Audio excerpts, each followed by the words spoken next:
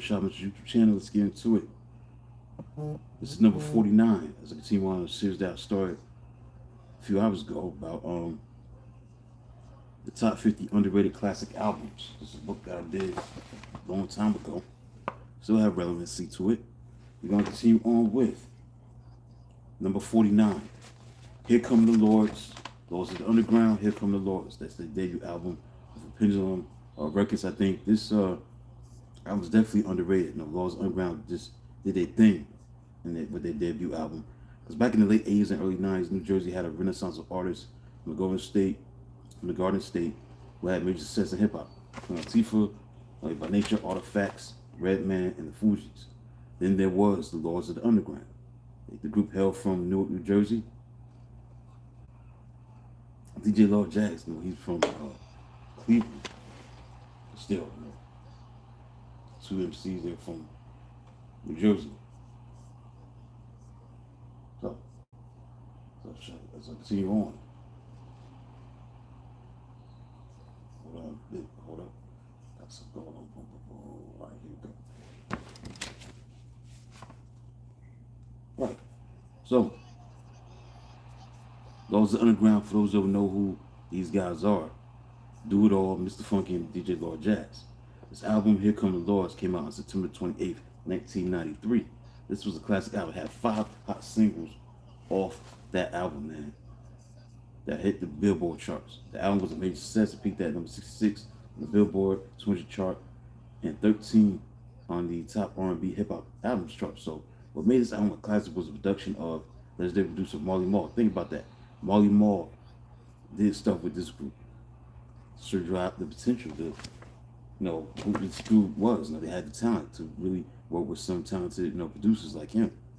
K-Def, DJ Lord Jazz. The lead single was Psycho, which was produced by Marley Marl, and the success made a prelude to the other singles that were successful as well. Funky Child, Here Come the Lords, Flow On, Chief Rocker was their third single. Chief Rocker, Make a Case, was the group's most signature and successful song. That song peaked at number 55 on the Billboard chart, and number 1 the Hot Rap Singles chart.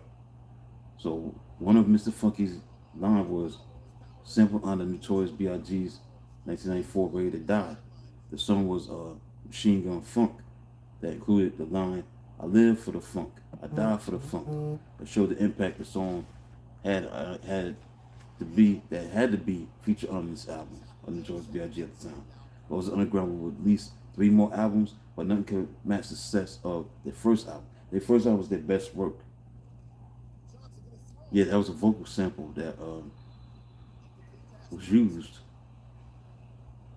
on B.I.G.'s first album, 1994, Ready to Die, for the Machine Gun Funk song.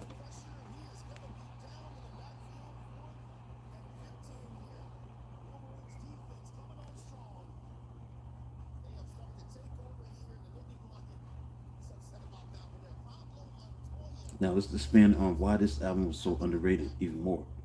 You look at Lords of the Underground, it's underrated due to the sheer density of the legendary 1993 hip-hop releases. You had Wu-Tang Clan with their first album, Midnight Marauders, Tribe Called Quest. They were still making classic albums. It's coming from Jersey in general. And then you look at Marley Marl's production. Yeah, that's great stuff. That'll make them underrated. They did some great stuff. But they come from New Jersey. I think that's what makes this album underrated. You talk about the greatest albums of all time.